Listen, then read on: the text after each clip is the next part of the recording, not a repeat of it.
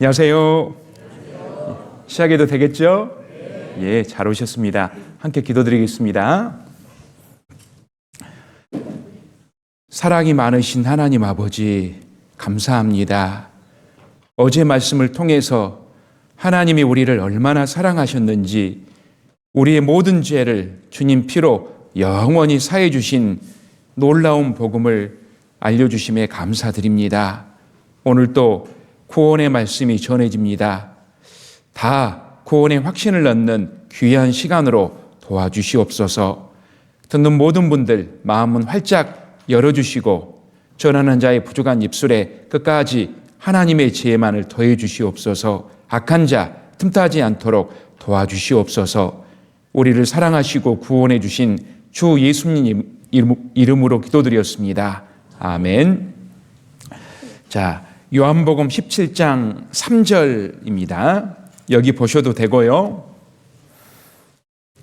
신약 177페이지 요한복음 17장 3절 함께 읽겠습니다. 영생은 곧 유일하신 참 하나님과 그의 보내신 자 예수 그리스도를 아는 것이니이다. 어제는 구원의 말씀에 대해 자세히 전해드렸습니다. 하나님이 우리를 얼마나 어떻게 사랑한지에 대해서 말씀을 드렸습니다. 자, 오늘도 구원의 말씀을 좀 더 전해드리도록 하겠습니다. 자, 처음 읽었던 이 말씀을 보면 영생은 영원한 생명을 얻는 것, 구원입니다. 두 가지를 확실히 알고 믿어야 한다라는 말씀이에요. 첫 번째, 유일하신 참 하나님과 우리에게 성경을 주신 하나님, 성경의 하나님이 유일하신 참 하나님임을, 다시 말하면 정말 하나님이 살아계신 것을 먼저 알고 믿어야 하는 거예요. 그리고 두 번째, 하나님이 보내신 예수 그리스도가 나를 위해서 하신 일을 확실히 알고 믿어야 한다라는 거예요.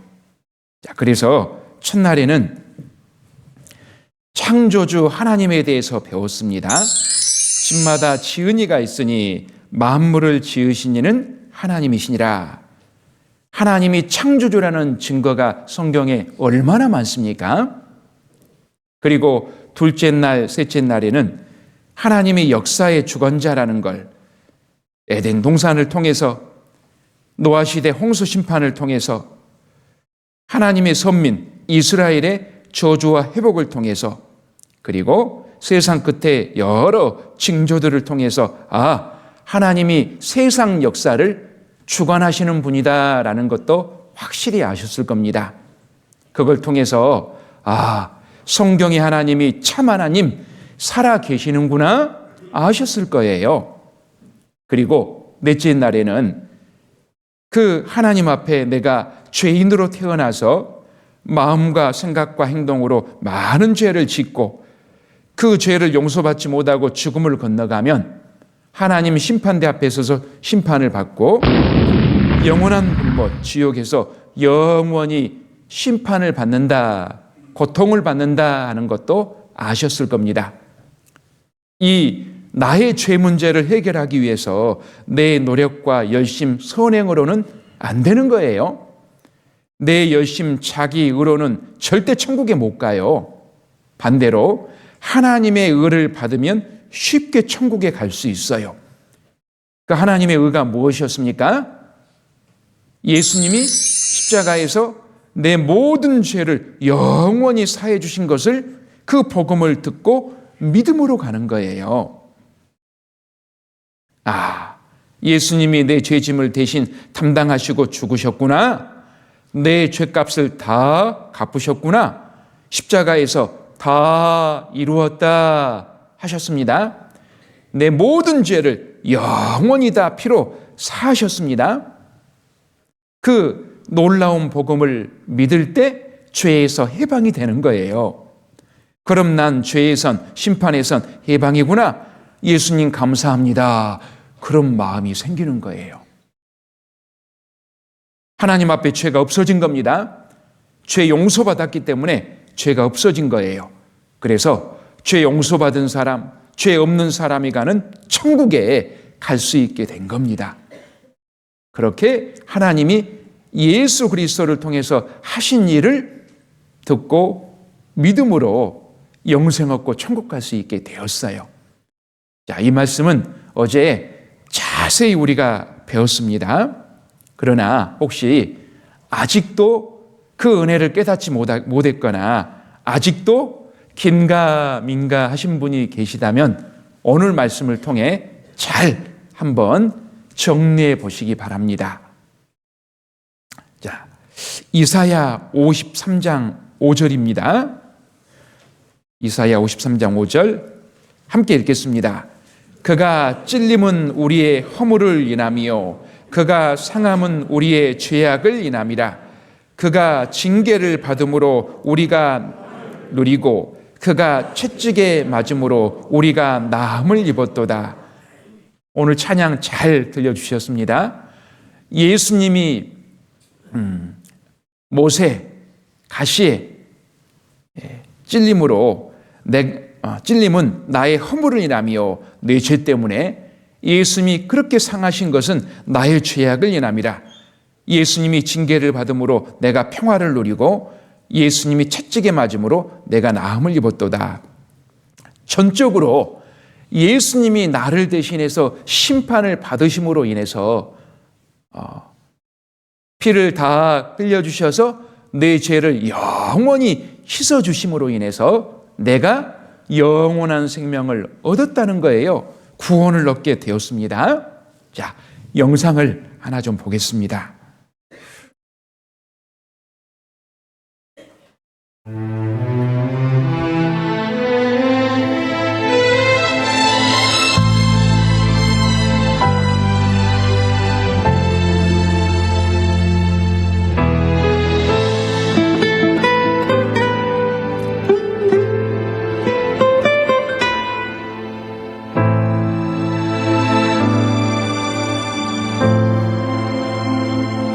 십자가를 등에 지고 병정들을 이끌려 주님 갈보리의 길을 걸을 때 사람들은 몰려왔네. 죽음의 길 걷는 그를 보려고.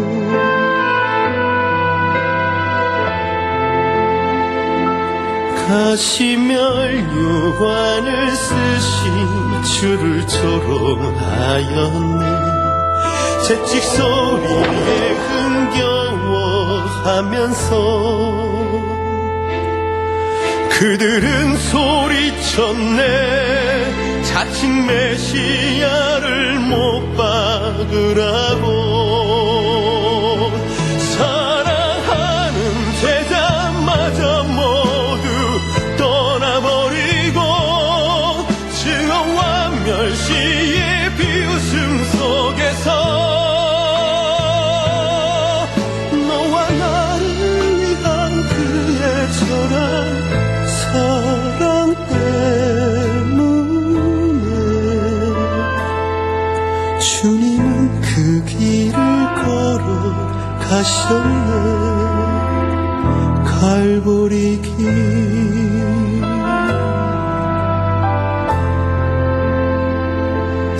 사람들은 말을 했네.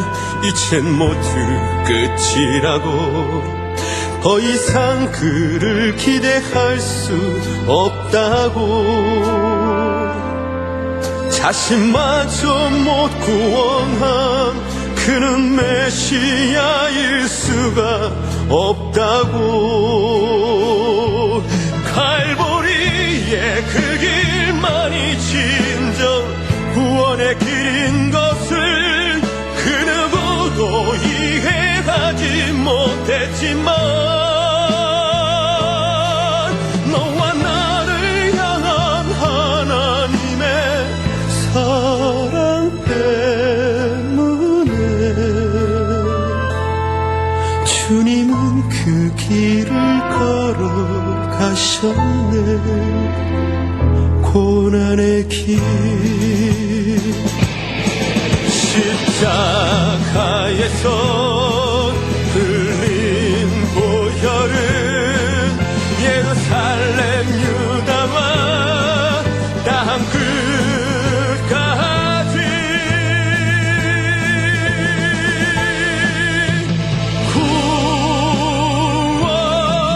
구원의 강물이 되어 온 세상을 덮었네.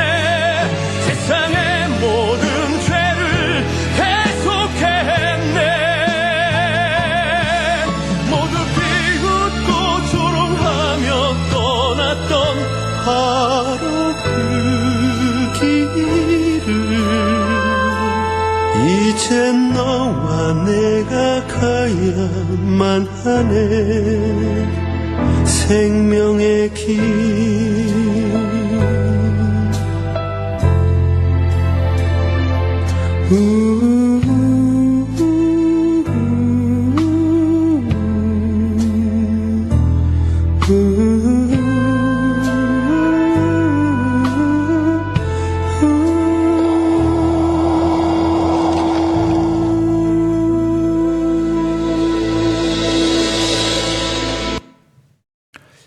어떠십니까?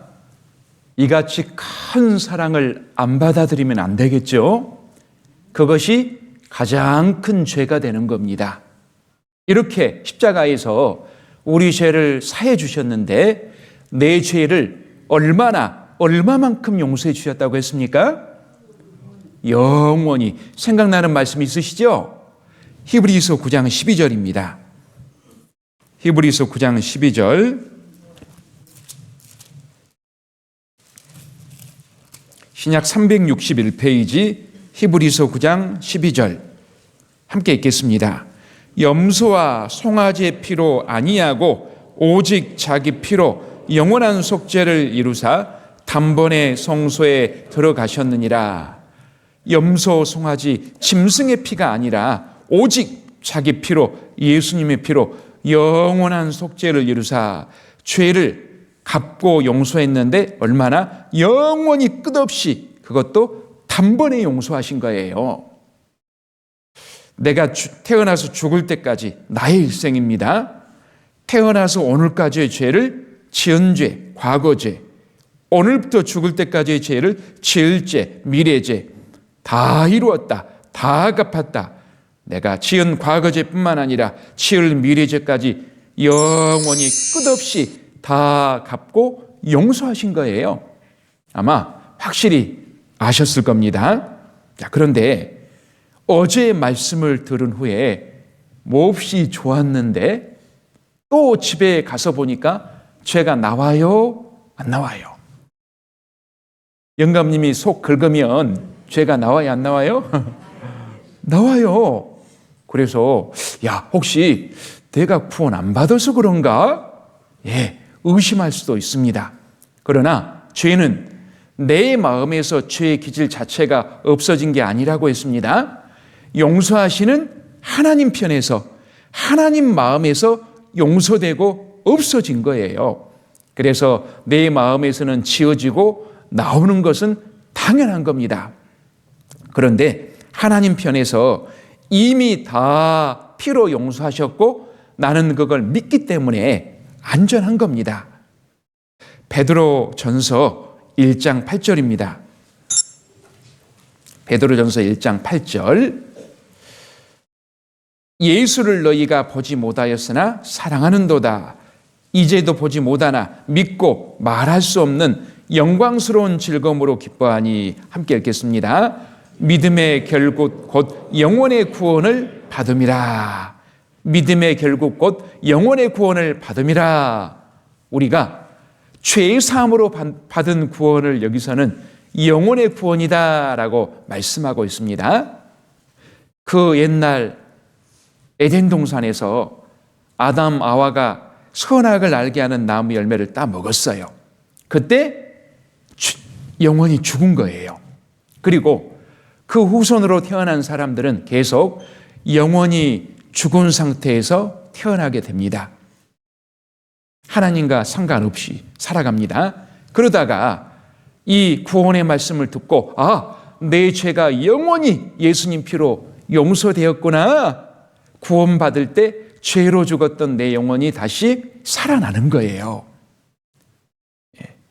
이것은 지옥 형벌로부터 영원히 구원받는 영원한 구원입니다.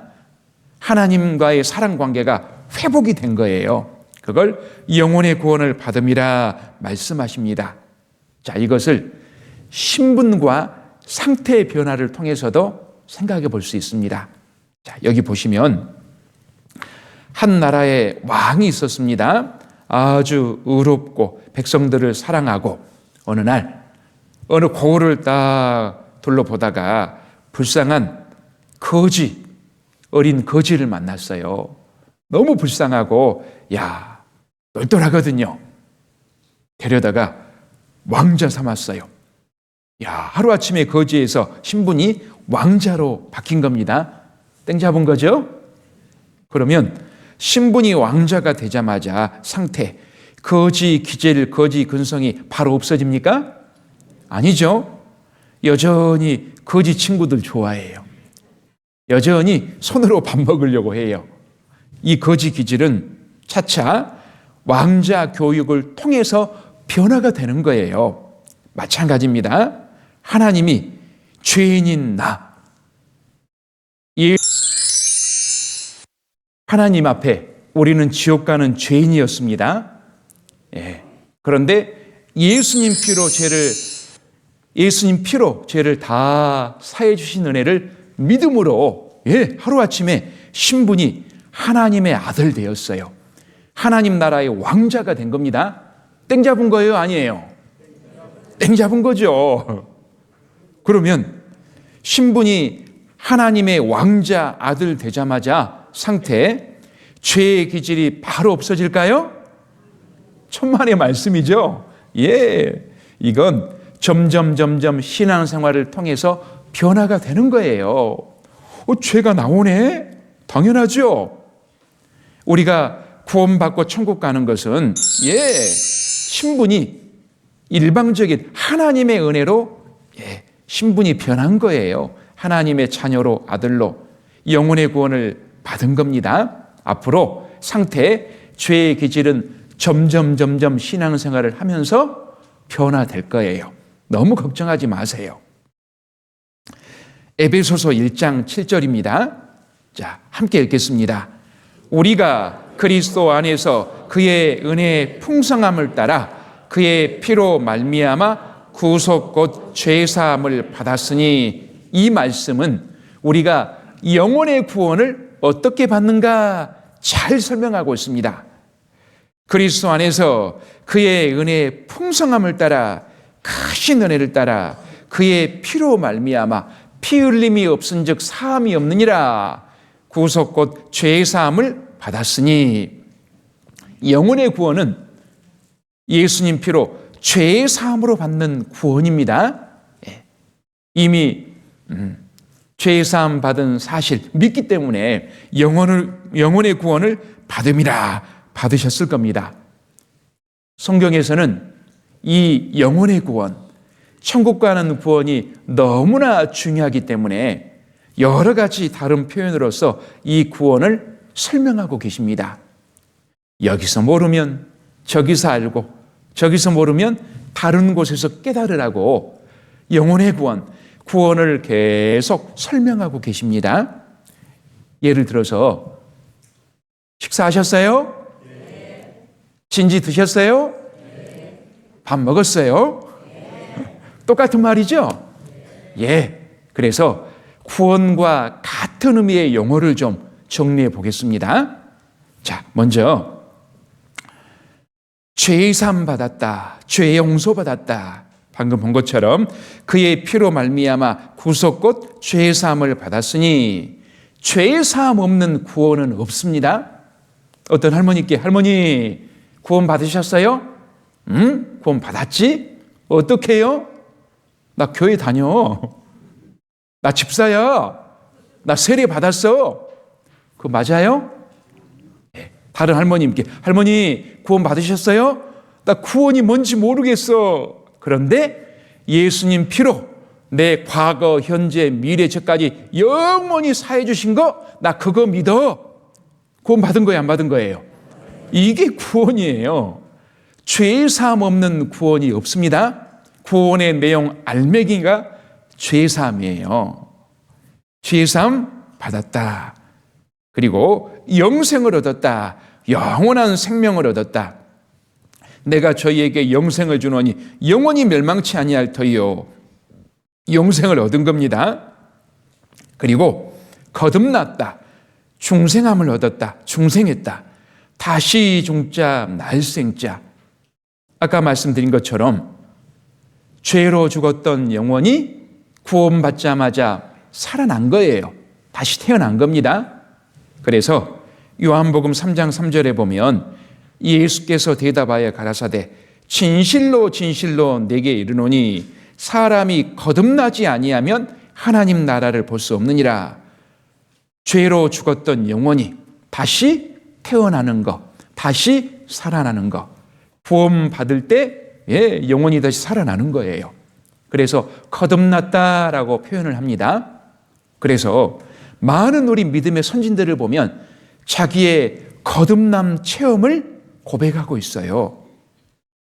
타락한 카톨릭에서 종교개혁을 일으켰던 마틴 루터 아실 겁니다. 자, 여기 보면 이 마틴 루터가 1512년 신학 박사학위를 받았어요. 그런데 자기가 거듭나지 못했다는 사실을 깨달았어요. 간절히 원하고 고민하다가 마침내 1년 뒤 1513년 거듭남을 경험했다라고 고백합니다. 이걸 통해 보면 아무리 신학 박사라고 해도 다 구원받은 것만은 아니다라는 걸 알 수 있어요. 또 요한 웨슬레라는 유명한 영국의 복음주의 목사님인데 감리교의 창시자입니다. 1720년 옥스퍼드 신학대학에 입학했어요. 목사가 되었습니다. 1735년 아메리카 선교길에 올랐다가 내가 목사지만 거듭나지 못했다라는 걸 알았어요. 그리고 3년 뒤 1738년 5월 24일 거듭남을 경험했다라고 고백합니다. 목사된 지 10여 년 만에. 이걸 통해 보면 목사라고 해서 다 거듭난 것만은 아니다라는 걸 알 수 있어요. 직업이 목사, 신학 박사라고 해도 거듭나지 못할 수 있어요. 누가 천국 가냐? 구원받고 거듭난 사람이 천국 가는 거예요. 자, 그리고 성령을 받았다라고도 표현합니다. 어떻게 성령을 받을까요? 주여, 불같은 성령을 주시옵소서. 목이 새도록 그렇게 해야지 뜨끈한 성령을 받을 수 있을까요? 귀신 받을 수 있어요. 그렇게 성령 받는 게 아닙니다. 성경에서는 이렇게 받는다 말씀하세요. 에베소서 1장 13절에 그 안에서 너희도 진리의 말씀 곧 너희 구원의 복음을 듣고 예수님 피로 우리 죄가 영원히 사해졌다. 구원의 복음을 듣고 그 안에서 또한 믿을 때 약속의 성령으로 인치심을 받았으니 자연스럽게 성령이 오시는 거예요. 구원의 복음을 듣고 믿을 때 자연스럽게 오시는 거예요. 그래서 갈라디아서 3장 2절에서는 너희가 성령을 받은 것은 율법의 행위로냐? 네가 뭘 지키고 열심히 해서냐? 그것이 아니다. 듣고 믿음으로냐? 듣고 믿음으로다. 복음의 말씀을 듣고 믿을 때 성령이 자연스럽게 오시는 거다. 그걸 말씀하십니다. 근데 화끈하고 뜨끈하고 그런 게 없어요. 처음 구원받을 때 성령이 온지 잘 몰라요. 마치 이와 같습니다. 어린아이가 태어나자마자 심장이 여기 있구만. 간이 여기 있네. 위도 여기 있고. 어린아이가 알아요? 모르죠. 나중에 학교 다니면서 자연 시간에 사람의 내부 구조를 배울 때 심장이 여기 있고 폐가 여기 있고 간 위가 여기 있구나. 그렇구나. 마찬가지예요. 구원받을 때 내 안에 성령이 오셨다? 잘 몰라요.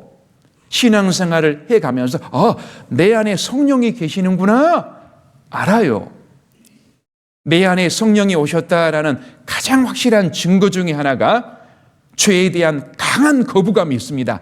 마음대로 죄 못 지어요. 이상하게 죄하고 나하고 안 맞아요. 왜요? 내 안에 오신 성령께서 근심하시는 거예요. 내 안에 성령이 오셨습니다.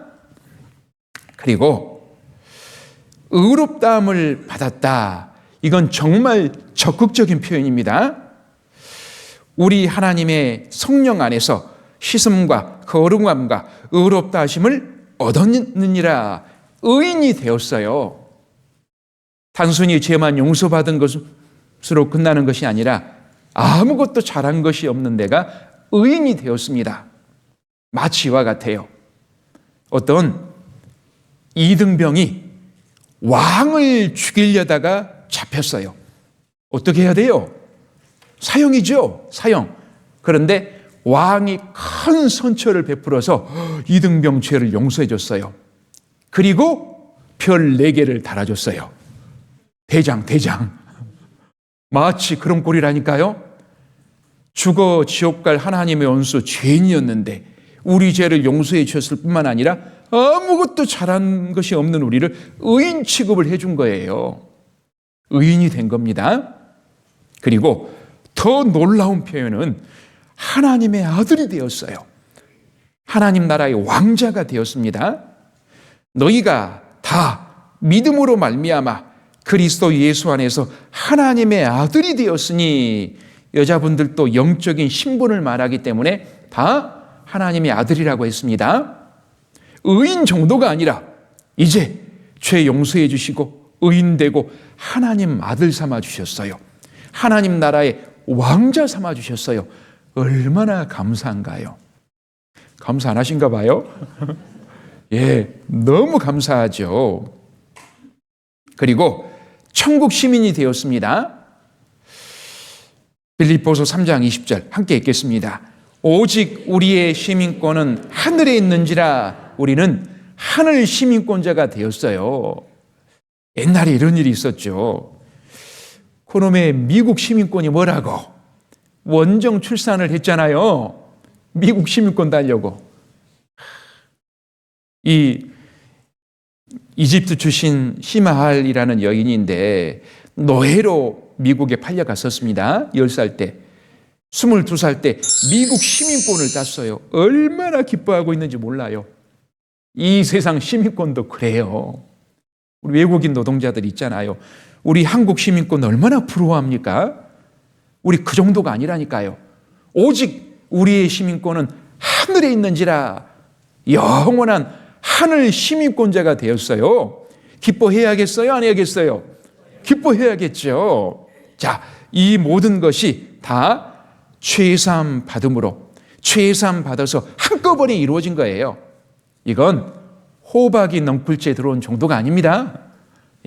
죄사함 받아서 다 이루어진 거예요.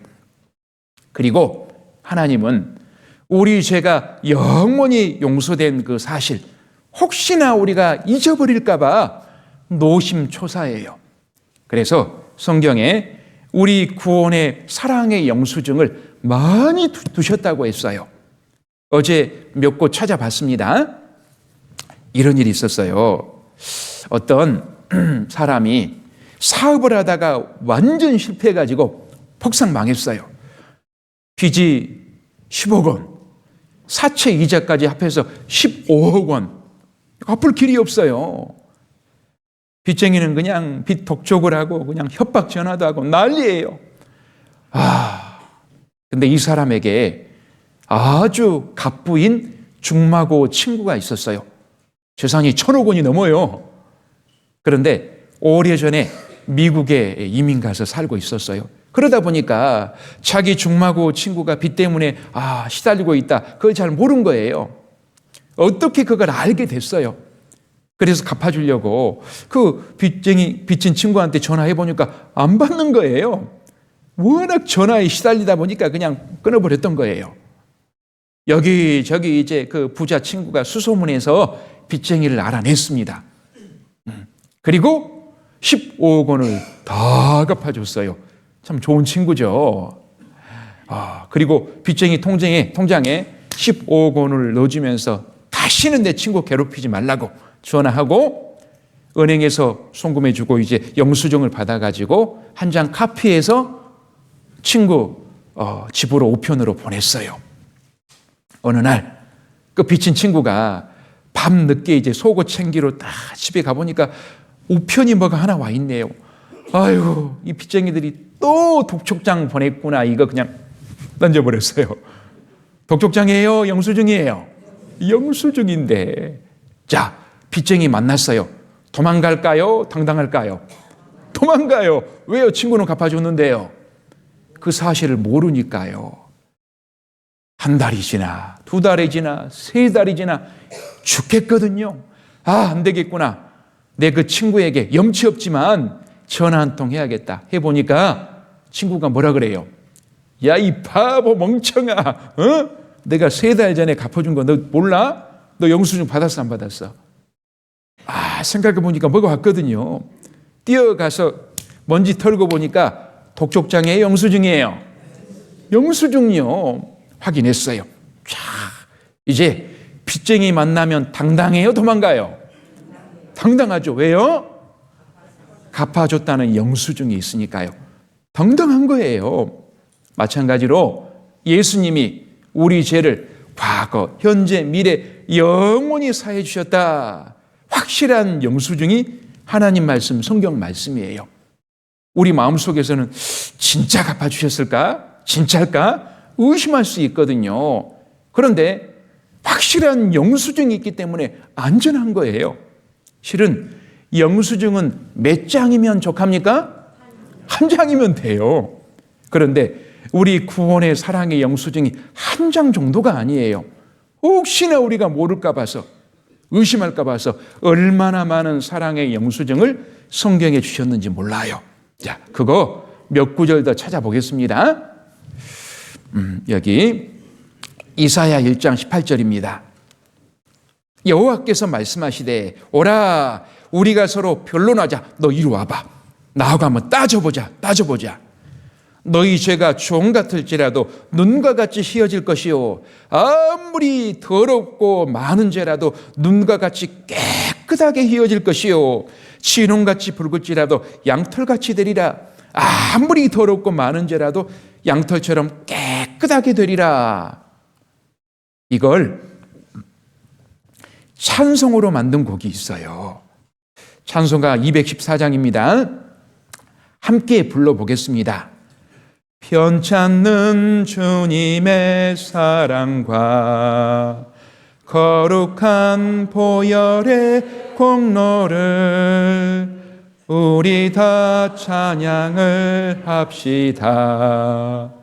주님을 만나볼 때까지 예수는 우리를 깨끗게 하시는 주시니 그의 피 우리를 눈보다 더 희게 하셨네. 예수님 피 우리를 눈보다 더 희게 하셔버렸네. 얼마나 확실합니까? 또 이런 사랑의 영수증이 있어요. 시편 103장 12절에 보면 동이 서에서 먼 것 같이 우리의 죄가를 우리에게서 멀리 옮기셨으며. 여러분 동서는 만날 수 있어요 없어요? 졸다가 어떤 분이 동서? 김장할 때 만났는데? 그 동서 말고요. 동쪽과 서쪽은 결코 만날 수가 없어요. 동이 서에서 먼 것 같이 우리 죄가를 우리에서 완전하게 해결하신 거예요. 얼마나 기막힌 말씀입니까? 또 이사야 40장 2절에 보면 너희는 정다이 예루살렘에 말하며 그것에게 외쳐 구하라. 그 복역의 때가 끝났고 그 죄악의 사함을 죄 용서를 입었느니라. 얼마나 그 모든 죄를 인하여 여호와의 손에서 배나 받았느니라. 모든 죄 배나 넉넉히 갚았다는 거예요. 넉넉히 모든 죄값을 치렀다는 거예요. 배나 받았느니라. 그리고 이런 영수증이 있습니다. 어제 본 말씀이에요. 이사야 43장 25절 함께 읽겠습니다. 나 곧 나는 나를 위하여 내 허물을 도말하는 자니 내 죄를 기억지 아니하리라. 하나님은 하나님 자신을 위해서 우리 죄를 도말하는 자니 내 죄를 기억지 아니하리라. 자, 여기 우리 과거 지은 죄, 지금 현재 짓고 있는 죄, 앞으로 지을 죄 피로 깨끗이 도말하는 자니 네 죄를 기억지 아니하리라. 그런데 여기서 좀 생각해 볼 수 있는 것은 하나님은 하나님 자신을 위해서 우리 죄를 용서해 주신다 말씀하십니다. 모르는 사람은 오해할 수 있어요. 나 하나님은 너를 위해서 네가 불쌍해서 네 죄 용서해 준다. 조금 더 이해하기 쉽잖아요. 그런데 하나님 자신을 위해서 우리 죄를 용서해 주신대요. 되게 이기적이네. 이기적이야? 오해할 수 있어요. 뭘 말할까요? 하나님 사랑이 얼마나 깊은지를 알려주시는 거예요. 만약에 집에 불이 났어요. 어떤 아이가 못 나오고 있어요. 소방관 아저씨가 뛰어들어가서 그 아이를 건졌습니다. 이 아저씨는 누구를 위해서 뛰어든 거예요? 그 아이를 위해서예요.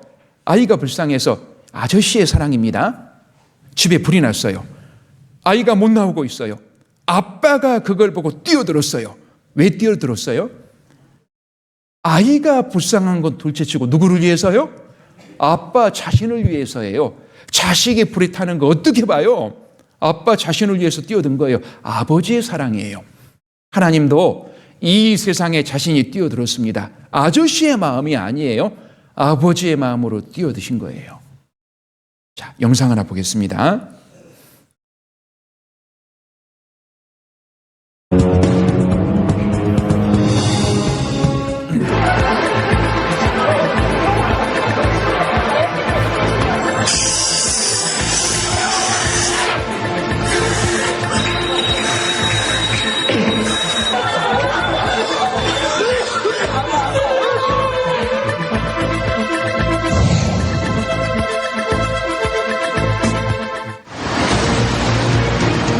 아파트에 불이 났습니다. 네 식구가 갇혔어요. 엄마, 아빠, 아들 둘.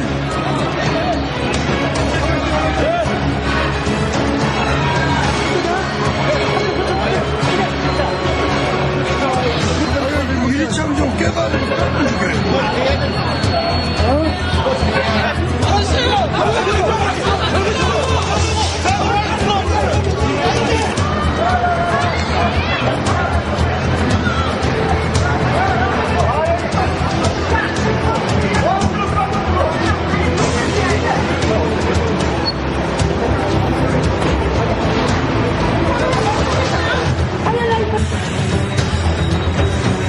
구조해가지고 나오는데 엄마가 먼저 나오고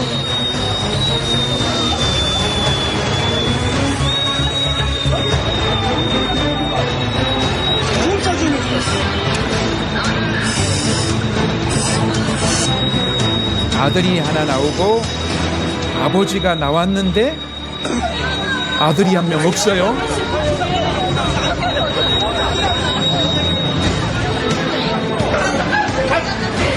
엄마가 오열합니다. 아버지가 들어가려고 해요. 소방관이 말려요. 이미 불이 번졌다고. 들어가려고 하지만 결국 못 들어가요. 집 구조를 아니까 들어간다고 합니다.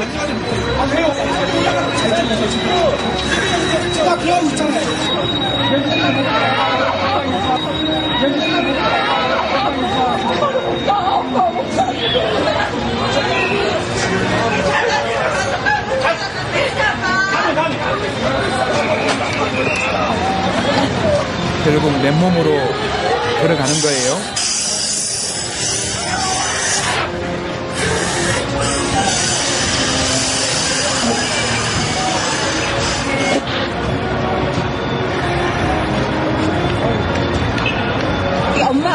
내 제자랑 형이랑 넷이 사는데 내 제자만 빼고 다 나왔어요. 그러니까 아빠가 나 지키러 갔어요. 이 아이는 다른 아이입니다. 할매 이유가 사람 있다는 애가. 근데 애가 있다는데 왜 애가? 있어요. 올라갔어요. 아빠가 올라갔어요. 아빠는 던져서 나오는 거예요.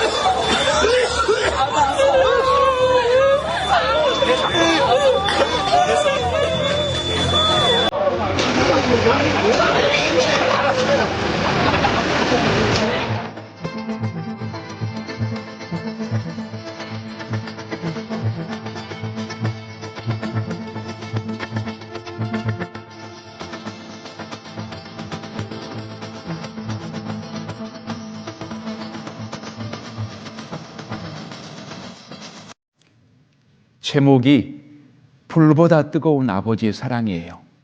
나하고 나는 나를 위하여 내 허물을 도말하는 자니 내 죄를 기억지 아니하리로다.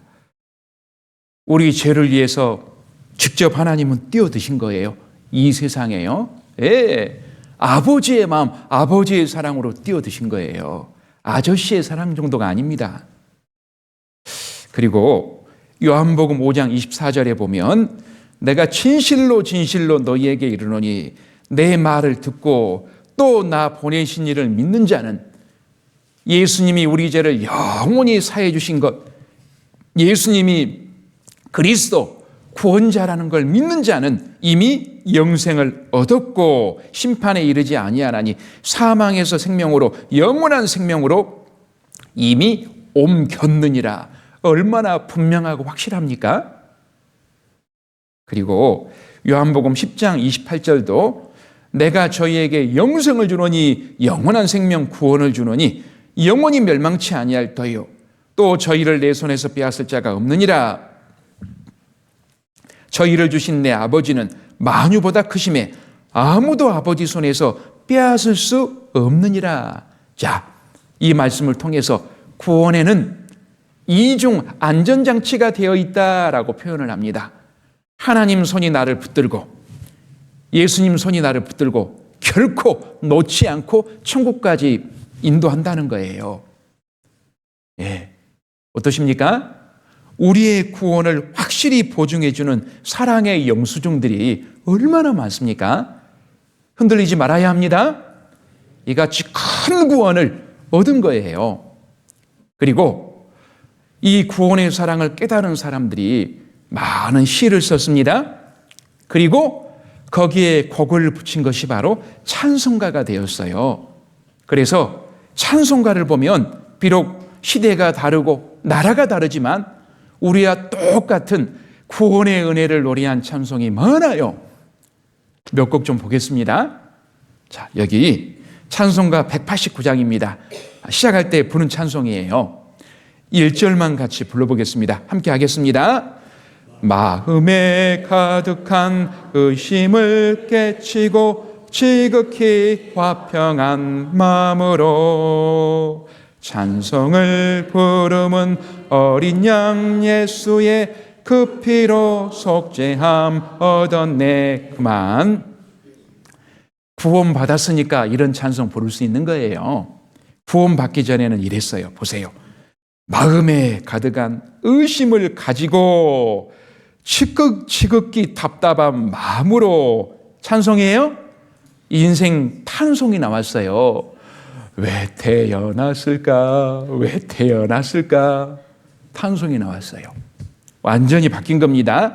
마음에 가득한 의심이 깨쳐지고 지극히 화평한 마음으로 찬송을 부를 수 있는 이유가 뭐냐? 어린 양 예수의 그 피로 속죄함을 얻었기 때문이에요. 자, 함께요. 속죄함, 속죄함, 주 예수 내 죄를 속했네. 할렐루야 소리를 합하여 함께 찬송하세. 그 피로 속죄함 얻었네. 소리를 합하여 찬송할 수 있는 이유가 뭐냐? 예수님 피로 속죄함을 얻었기 때문이에요. 얼마나 확실합니까? 자, 1절만 같이 부르겠습니다. 우리를 죄에서 구하시려 주 예수 십자가 지셨으니 기쁘게 부르세 할렐루야 나 구원 얻었네. 찬송하세 찬송하세 주님 나를 구하셨네.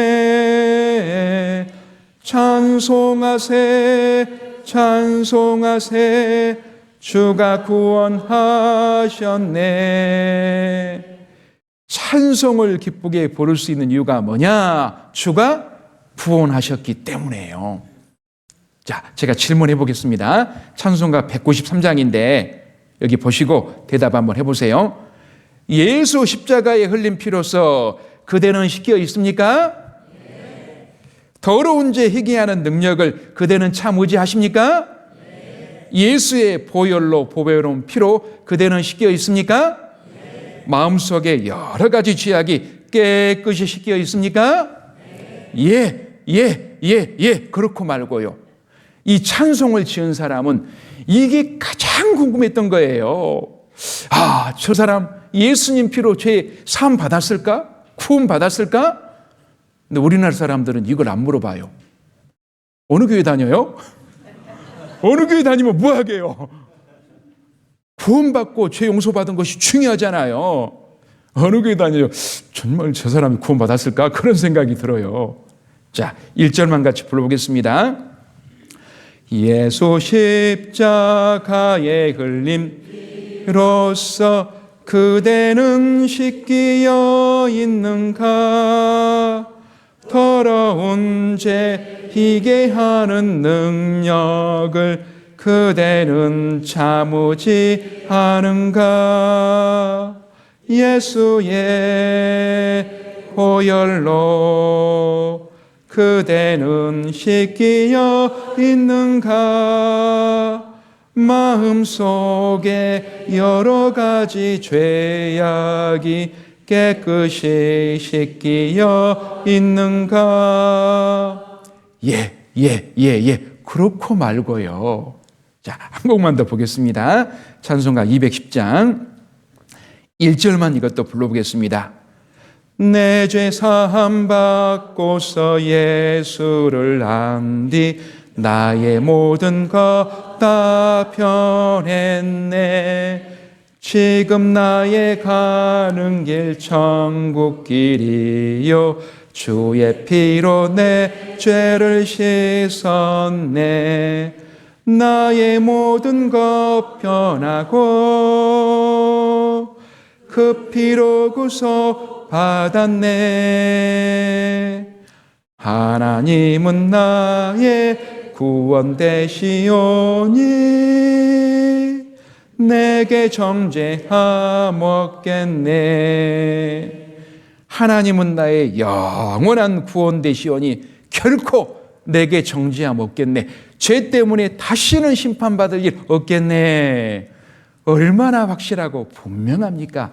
예, 비록 시대와 나라는 다르지만 우리와 똑같은 구원의 은혜를 노래하고 있어요. 우리도 똑같은 마음으로 기쁘게 하나님께 찬송을 드릴 수 있게 된 겁니다.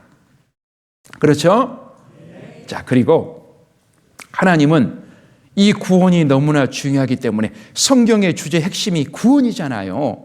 그래서 예수님이 오시기 전 구약 성경에 이미 예수님이 오셔서 우리 죄를 영원히 사해 줄 것에 대한 그림자, 모형, 예고편을 많이 기록해 두셨습니다.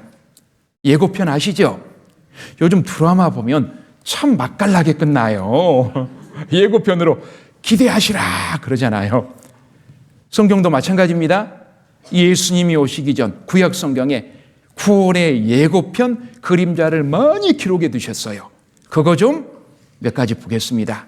창세기 3장 6절입니다. 창세기 3장 6절 여기 보셔도 되고요. 창세기 3장 6절 여자가 그 나무를 본즉 먹음직도 하고 보암직도 하고 지혜롭게 할 만큼 탐스럽기도 한 나무인지라 여자가 그 실과를 따먹고 자기와 함께한 남편에게도 주매 그도 먹은지라. 이에 그들의 눈이 밝아 자기들의 몸이 벗은 줄 알고 무화과 나무 잎을 엮어 치마를 하였더라. 그들이 날이 서늘할 때 동산에 거니시는 여호와 하나님의 음성을 듣고 아담과 그 아내가 여호와 하나님의 낯을 피하여 동산 나무 사이에 숨은지라. 여호와 하나님이 아담을 부르시며 그에게 이르시되 네가 어디 있느냐 가로되 내가 동산에서 하나님의 소리를 듣고 내가 벗었으므로 두려워하여 숨었나이다. 자, 이 내용은 우리 첫 조상 아담 하와가 선악을 알게 하는 나무 열매를 따먹고 하나님이 두려워서 동산 나무 사이에 숨은 겁니다. 하나님이 아담아 네가 어디 있느냐 부르십니다. 아담이 내가 벗었으므로 두려워하여 숨었습니다. 정직하게 고백을 합니다. 자, 그런데 엄밀히 말하면 아담이 벗었습니까? 뭘로 해 입었습니까? 여기 6절에 무화과 나무 잎을 엮어 치마를 하였더라. 와, 이제 수치가 보이니까 앞에 보이는 것이 무화과 나무였던 겁니다. 이파리를 막 수치를 가려보려고 이파리를 엮어서 치마를 딱 수치를 가렸어요. 그런데 이걸로 수치가 가려질까요? 햇볕은 쨍쨍 쨍쨍 햇빛 그냥 막 마르겠죠. 걸어 다니면서 뭐만 남았을까요?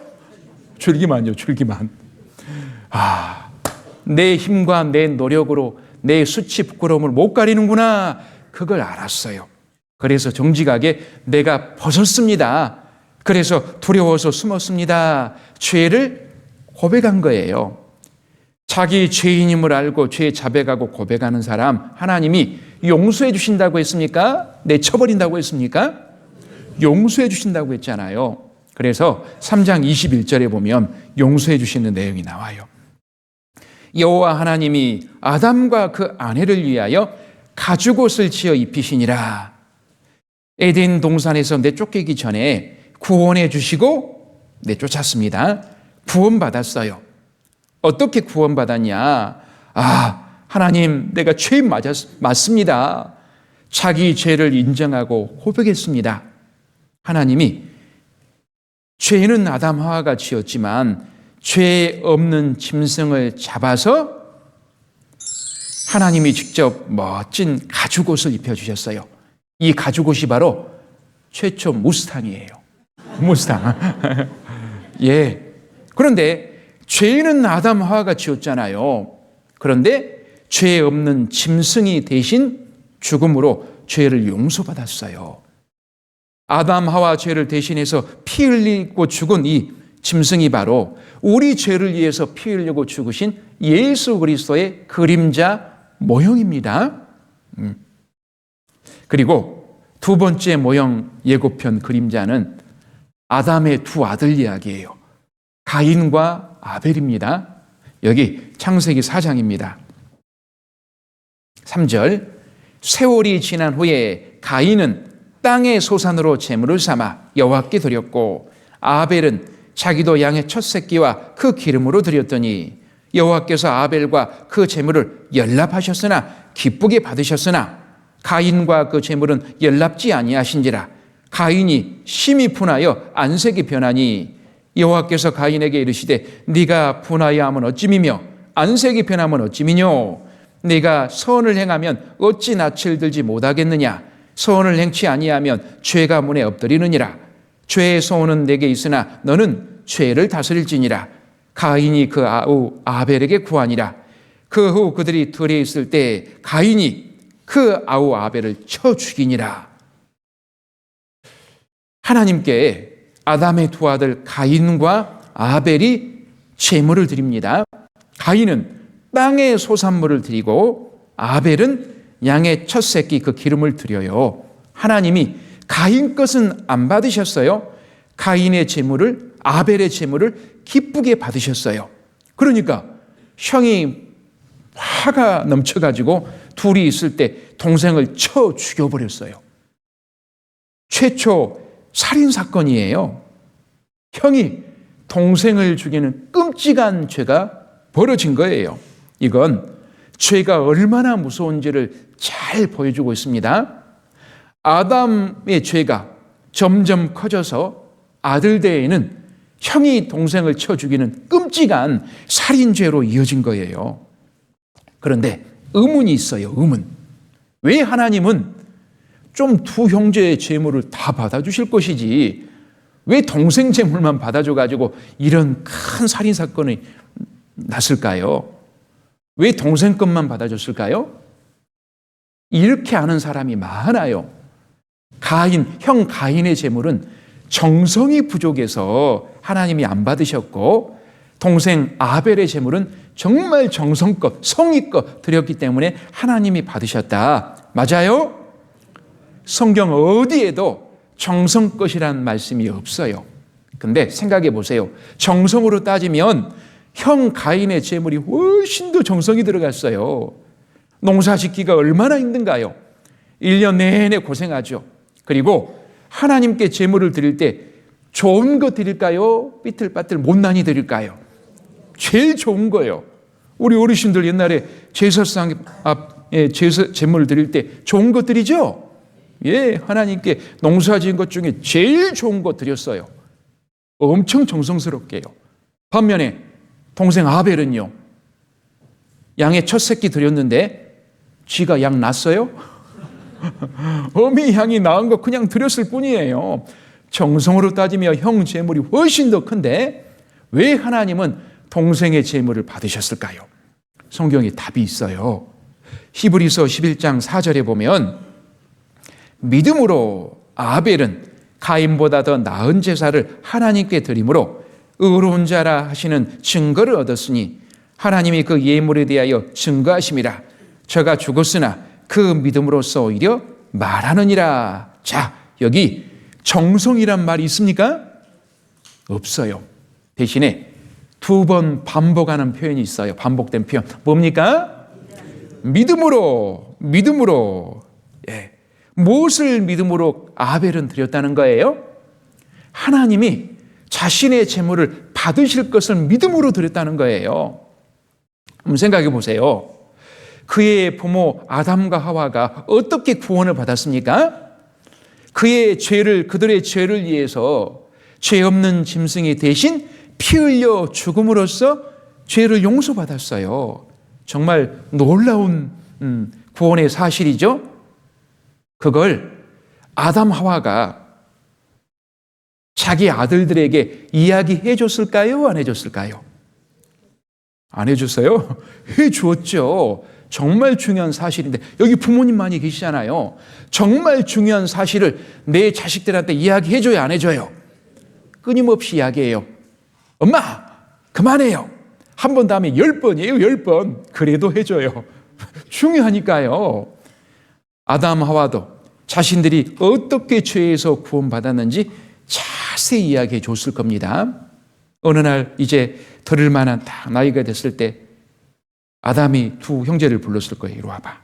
야, 하나님이 우리 사랑해서 에덴 동산을 주셨단다. 다 다스리고 임의로 먹고, 그런데 하나님이 딱 하나 하지 말라 그랬어. 선악을 알게 하는 나무 그것만 따먹지 말라고 했는데 딱 하와를 째려봤겠죠. 너희 어머님께서 다 잡숴버렸단다.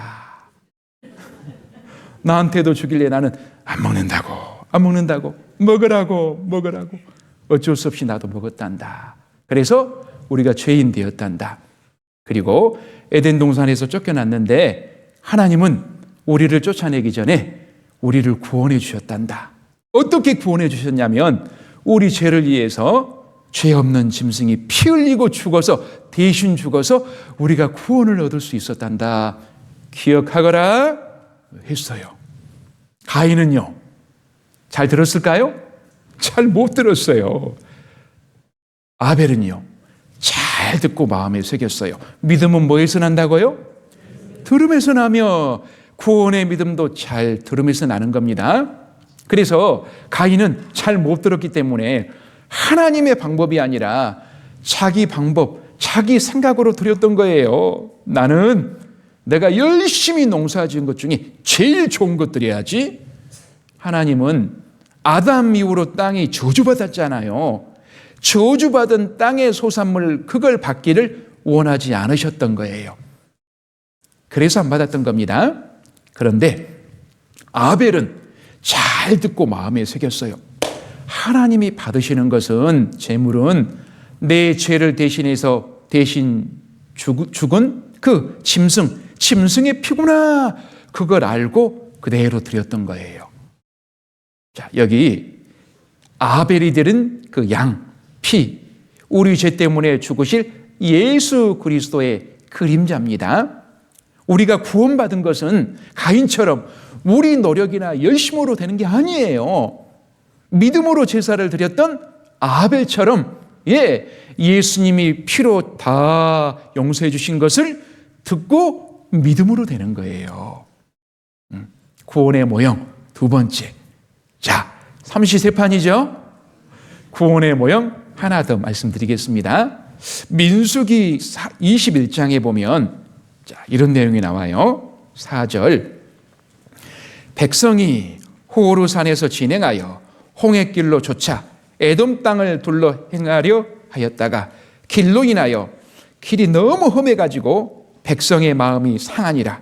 백성이 하나님과 모세를 향하여 원망하되 어찌하여 우리를 애굽에서 인도하여 올려서 이 광야에서 죽게 하는고.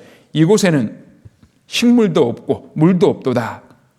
우리 마음이 이 박한 식물을 싫어하노라 하며 여호와께서 불뱀들을 백성 중에 보내어 백성을 물게 하심으로 이스라엘 백성 중에 죽은 자가 많으니라. 백성이 모세에게 이르러 가로되 우리가 여호와와 당신을 향하여 원망함으로 범죄하였사오니 여호와께 기도하여 이 뱀들을 우리에게서 떠나게 하소서. 모세가 백성을 위하여 기도하며 여호와께서 모세에게 이르시되 불뱀을 만들어 장대 위에 달라 물린 자마다 그것을 보면 살리라. 모세가 놋뱀을 만들어 장대 위에 다니 뱀에게 물린 자마다 놋뱀을 쳐다본 즉 살더라. 자, 무슨 내용이냐? 이스라엘 백성들이 400년 애굽 종 생활에서 나왔습니다. 그리고 40년 광야 생활을 할 때 이야기예요. 이제 길이 너무 힘들고 험하니까 백성들이 하나님과 모세를 원망해요. 그래서 하나님은 불뱀으로 그들을 물게 하십니다. 막 죽어가는 거예요. 하나님 잘못했습니다. 회개하니까 하나님이 놋뱀을 만들어서 쳐다보게 하라. 놋뱀을 쳐다본 자는 다 살 것이다. 그 내용이에요. 자, 여기서 몇 가지를 좀 생각해 보겠습니다.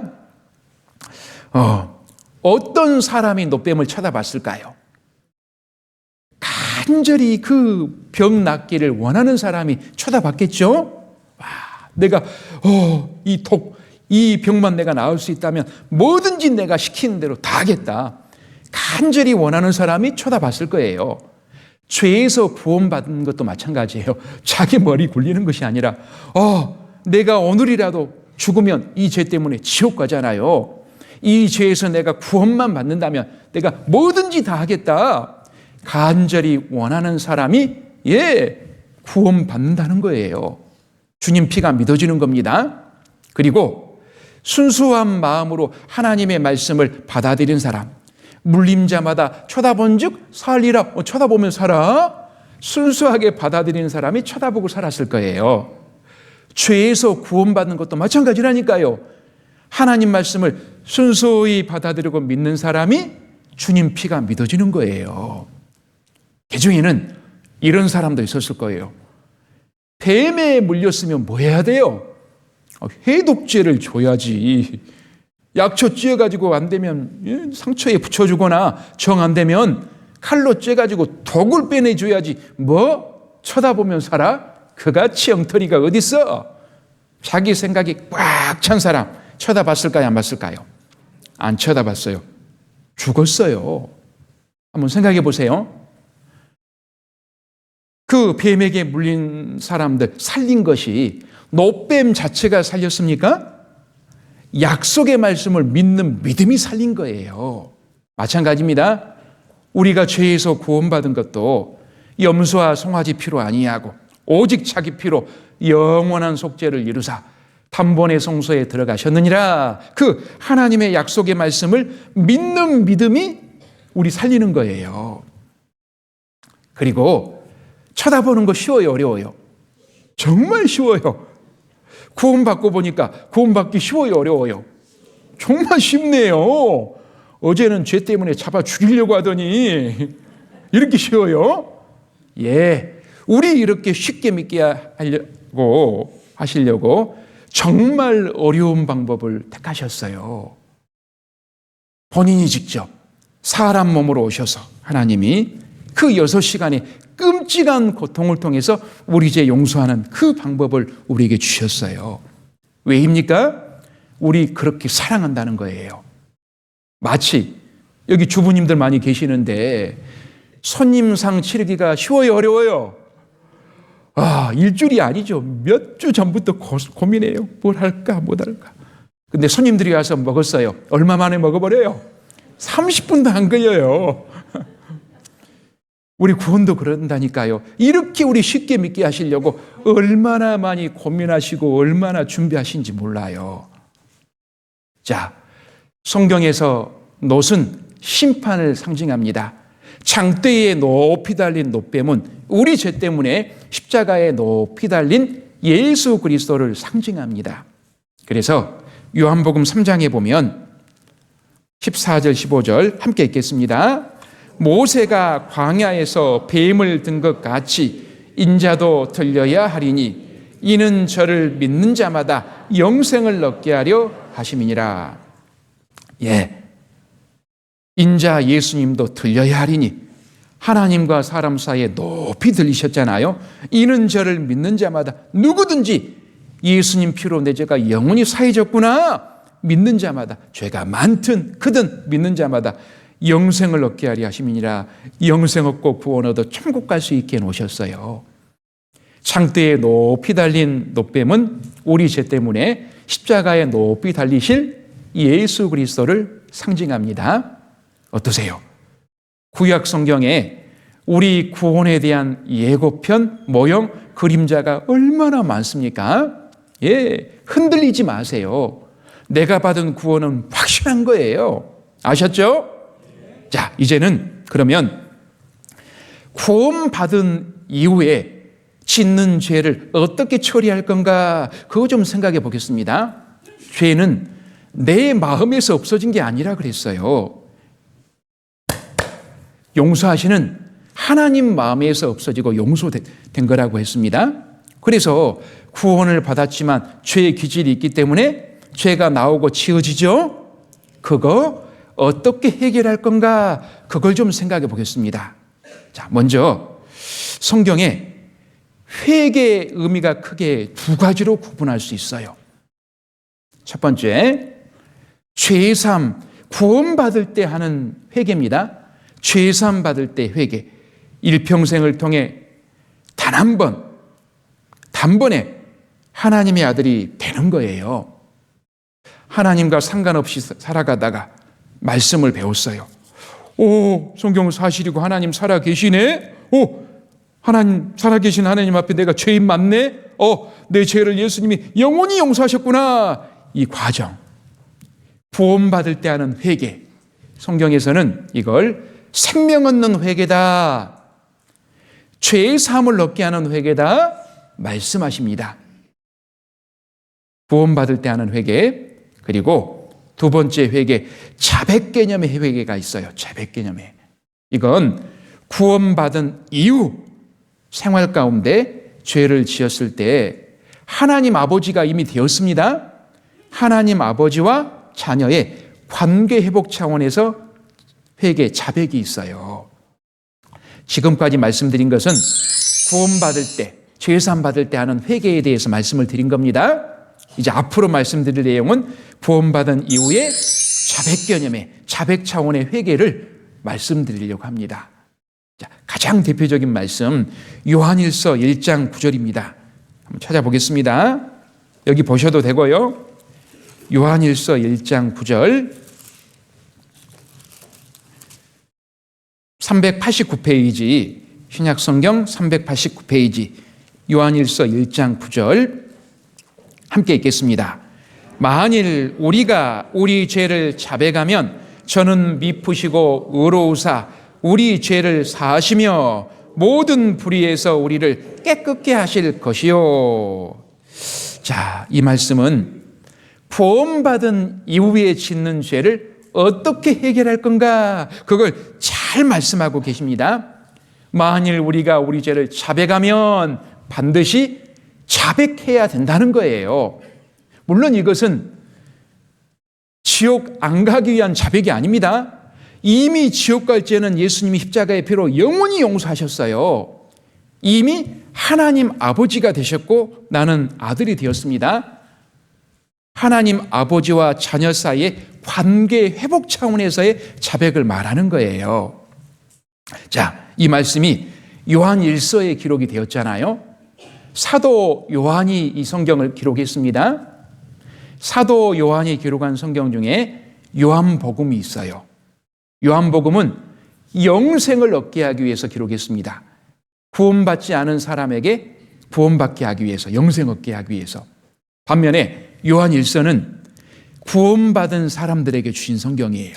구원받은 사람이 하나님과의 올바른 관계 속에서 성도들과 올바른 사귐이 있게 하기 위해서, 즉 구원받은 사람들에게 이 요한 1서를 주셨어요. 그리고 자백이라는 이 용어를 통해서도 이것은 하나님 아버지와 자녀의 관계 회복 차원이다, 그걸 알 수 있어요. 자, 여기 봐보세요. 여기 재판장, 판사 앞에서 죄를 자백하면 용서해줘요? 법대로 처벌합니까? 예? 왜 자신이 없어요? 판사 앞에서 내가 이런 죄 지었습니다. 그래? 너 자백했으니까 너 죄 없다. 그래요. 법대로 처벌해요. 법대로 처벌하죠. 선처는 조금 하겠지만 법대로 처벌하죠. 그런데 아버지 앞에서 자기 죄를 자백하면 아버지는 용서해 줍니까? 호적에서 파버립니까? 용서해 주죠. 호적에서 안 파요. 여기 잘 봐보세요. 만일 우리가 우리 죄를 정직하게 자백하면 저는 하나님은 미쁘시고 의로우사 우리 죄를 처벌하시며 그랬어요? 사하시며 용서하시며. 예, 이 말씀은 이미 아버지가 된 상태에서 아버지와 자녀 간의 관계 회복 차원에서 자백이라는 걸 알 수 있어요. 아시겠죠? 예, 이미 지옥 갈 죄는 영원히 용서받았어요. 그런데 구원받은 이후에도 하나님 아버지께 죄짓고 잘못할 수 있어요. 자백을 통해서 용서받고 관계가 회복이 되는 거예요. 이 세상에서도 그러잖아요. 아버지가 있고 자식이 있는데 아버지께 죄짓고 잘못하면 괜히 아버지가 무서워요. 그죠? 대화도 막혀요. 마찬가지로 하나님 아버지께 죄짓고 잘못하면 하나님 아버지와 대화가 막혀요. 기도가 안 돼요. 그런데 육신의 아버지께 아버지 내가 잘못했어요. 용서해 주세요. 그러면 어떻게 돼요? 호적에서 판다고요? 당연히 용서해 주죠. 하나님 아버지도 마찬가지입니다. 여기 만일 우리가 우리 죄를 정직하게 자백하면 구원받은 이후에요. 저는 미쁘시고 의로우사 우리 죄를 사하시며 용서하시고 말고요. 구원받기 전에 지옥 갈 죄도 영원히 용서하셨는데요. 구원받은 이후에도 마찬가지입니다. 모든 불의에서 우리를 깨끗게 하실 것이요. 하나님과의 관계가 회복되고 말고요. 그런데 뻔뻔하게 있거나 계속 죄를 지으면 어떻게 돼요? 육신의 아버지 뭐 들어요? 회초리 들어요. 사랑에 매 들어요. 하나님도 마찬가지입니다. 우리가 정직하게 자백하지 않고 돌이키지 않으면 하나님 아버지도 회초리 사랑에 매 들어요. 그걸 뭐라고 그랬어요? 징계라고 했잖아요. 사랑하시기 때문에 매를 드시는 거예요. 나는 영원한 하나님의 아들이 되었습니다. 하나님은 영원한 아버지가 되셨어요. 혹 구원받은 이후에 죄짓고 잘못하면 돌이키지 않으면 사랑의 매를 들어요. 그걸 징계라고 했잖아요. 그의 받으시는 아들마다 채찍질 하심이니라. 가장 엄하신 사랑의 아버지가 되셨습니다. 엄히 회초리 드신다는 거예요. 왜요? 하나님이 나를 아들과 같이 대우하시기 때문에 징계를 주시는 거예요. 우리 잘 되라고요. 우리 유익을 위해서요. 그런데 사랑의 징계는 있지만 결코 지옥 멸망은 없어요. 결코 호적에서 파지 않아요. 하나님의 생명책에서 안 파요. 사랑의 매는 있고요. 그래서 잠언 3장 12절에도 대저 여호와께서 그 사랑하시는 자를 징계하시기를 사랑의 매를 드시기를 마치 아비가 그 기뻐하는 아들을 징계함같이 하느니라. 예, 아버지가 회초리 드는 것처럼 하나님 아버지도 죄짓고 잘못하고 돌이키지 않을 때 사랑의 매 징계하신다는 거예요. 사랑하시기 때문에요. 돌이키라고요. 또 같은 죄를 반복하지 말라고요. 그리고 성경에 보면 하나님의 징계는 여러 종류가 있음을 알 수 있어요. 가장 일반적인 징계가 뭘까요? 어떤 분은 막 다리 부러지고 사고 나고 그런 건지 알아요. 아니에요. 가장 일반적인 징계가 뭐냐? 마음의 평강이 깨지는 거예요. 마음이 너무 괴로운 거예요. 답답하고 불안하고. 왜 그럴까요? 구원받기 전에도 죄 짓고 잘못하면 양심이 조금 찔리기는 했습니다. 그러나 나만 그러나? 다른 사람도 그렇지? 금방 잊어버렸어요. 그런데 구원받은 이후에는 내 안에 성령이 오신다 그랬어요. 예, 그 성령이 근심하세요. 그러니까 너무 괴로워요. 얼른 하나님 앞에 자백을 통해서 하나님과의 관계를 회복해야 하는 거예요. 그리고 죄를 짓는 강도에 따라서 징계의 강도도 달라요. 처음에는 꾸지람입니다. 이 녀석. 그래도 말 안 들으면요. 회초리 들어요, 회초리. 그래도 말을 안 들으면요. 몽둥이 날라와요. 그래도 말 안 들으면요. 육신을 데려가시기도 해요. 죽기도 합니다. 성경의 고린도 교회 같은 경우에는 정말 하나님 앞에 큰 죄가 있는데도 돌이키지 않아서 너희 중에 병든 자도 많고 잠자는 자도 적지 아니하도다. 몸에 병이 들거나 죽임을 당한 사람이 많았어요. 왜요? 그냥 남아있으면 하나님 얼굴에 먹칠하니까 너 와! 데려가는 거예요. 정말 그 사람이 구원받았다면 천국 가겠죠? 그런데 하나님 아버지 보기가 얼마나 부끄러울까요? 물어볼 거예요. 나는 너를 위해서 십자가에 피 흘려 네 죄를 다 용서해 줬는데 이렇게 나는 너를 사랑했는데 너 뭐하다 왔어? 너 뭐하다 왔어? 얼마나 부끄러울까요? 그런데 중요한 것은 징계를 주시는 이유는 우리를 너무나 사랑하시기 때문에 우리 신앙생활 올바로 똑바로 하라고 주시는 거예요. 자식이 아버지가 자식을 생활 잘하라고 회초리 드는 것처럼 신앙생활 잘하라고 징계를 주시는 거예요. 우리 유익을 위해서요. 자, 여기 보세요. 시편 48장 14절입니다. 함께 읽겠습니다. 이 하나님은 영영이 우리의 하나님이시니 우리를 죽을 때까지 인도하시리로다. 하나님은 영원한 나의 아버지가 되셨습니다. 나를 죽을 때까지 인도하시느니라. 너희 영혼의 목자와 감독 되신 이에게 돌아왔느니라. 영원한 목자로 나를 인도하십니다. 인도를 받고 죽으면요, 천사에게 받들려 이제 천국에 가는 거예요. 그리고 거기서 영원히 하나님 아버지와 사는 거예요. 히브리서 13장 5절에도 그가 친히 말씀하시기를, 하나님이 친히 말씀하시기를 함께 읽겠습니다. 내가 과연 너희를 버리지 아니하고 과연 너희를 떠나지 아니하리라 하셨느니라. 정말 너 버리지 않겠다.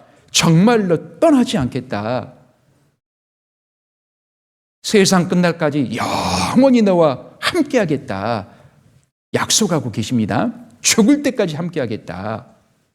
어떤 사람이 자기 신앙의 길을 딱 돌아봤습니다.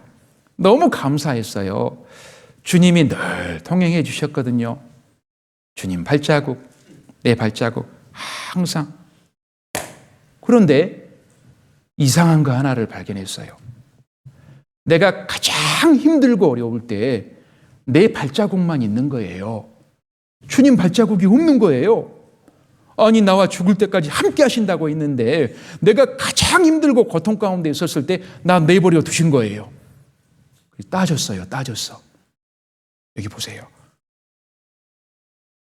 주님, 제가 주님을 따른다고 했을 때 당신은 항상 저와 함께 하시겠다고 말씀하셨습니다. 그러나 제가 가장 고통스러워할 때 거기에는 주님 발자국이 없었습니다. 내가 당신을 가장 필요로 할 때 왜 당신은 나와 함께하지 않았는지 이해가 되진 않습니다.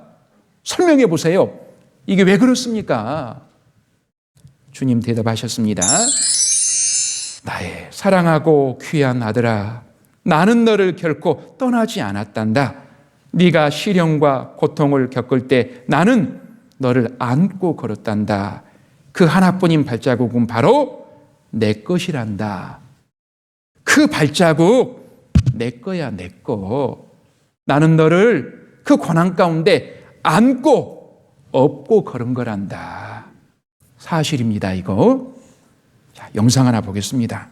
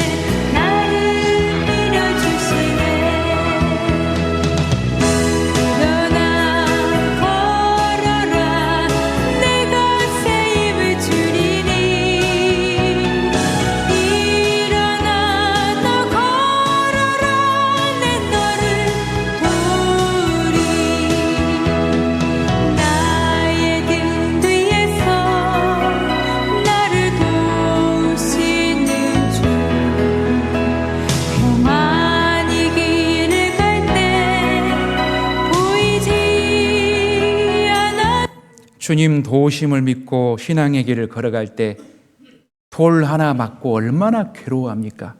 주님 나를 떠나셨습니까? 왜 내버려 두십니까? 실체가 근데 이렇습니다.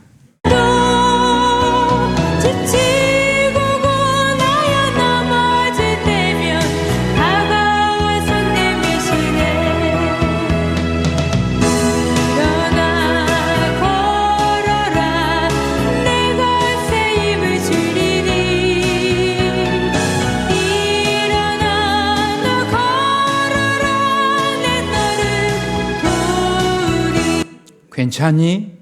작은 돌 하나가 튀었나 보구나. 주님이 많은 것을 맡고 계십니다. 이게 실체예요.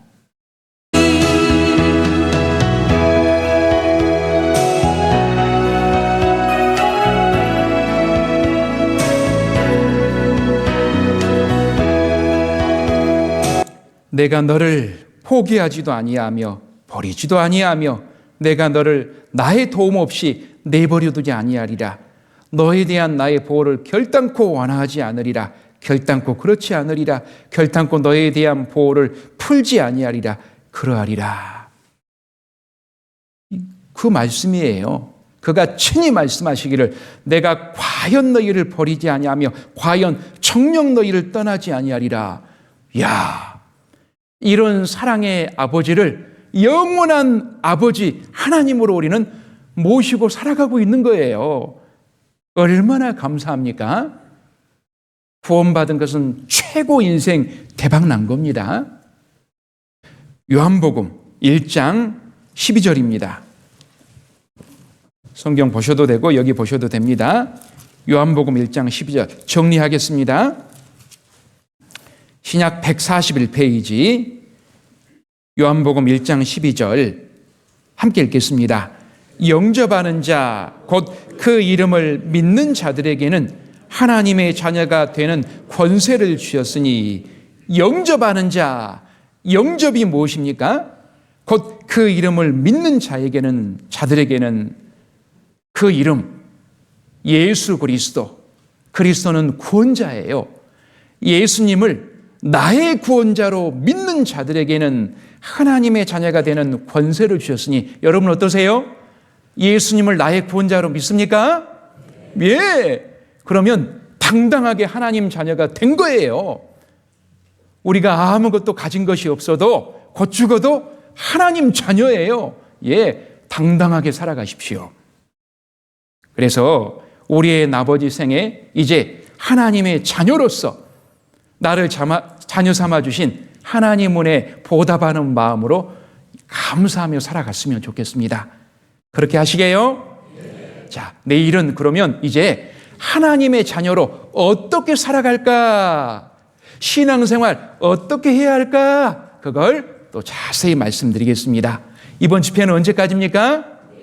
내일까지. 내일은 저녁에 할까요? 아무도 없어요? 11시 시작합니다. 꼭 내일까지 오시기 바랍니다. 기도하겠습니다. 하나님 아버지 감사합니다. 주님 피로 저희 죄를 영원히 사해 주셔서 값없이 구원받고 하나님 자녀가 되게 해주신 것 감사드립니다. 이제 그 은혜 보답하는 마음으로 신앙생활을 통해 하나님을 아버지로 잘 섬길 수 있게 도와주시옵소서. 그리고 이 귀한 소식을 아직 모르는 가족 친지를 비롯해서 많은 사람들에게 구원의 복음을 함께 성도들과 전하는 귀한 삶으로 나머지 삶을 인도해 주시기를 간절히 기도합니다. 그래서 주님 오실 날이 얼마 남지 않은 이때 더 많은 사람들이 구원받고 하나님께 영광 돌릴 수 있게 도와주시옵소서. 한 주간 수고하신 모든 손길이에도 큰 은혜로 채워주시옵소서. 내일도 모든 분들 또 말씀 앞에 나와서 어떻게 신앙생활 할 건지를 잘 배울 수 있게 인도해 주시옵소서. 우리를 사랑하셔서 우리 죄를 십자가의 피로 영원히 씻어주신 예수님 이름으로 기도드렸습니다. 아멘. 수고하셨습니다. 안녕히 돌아가십시오.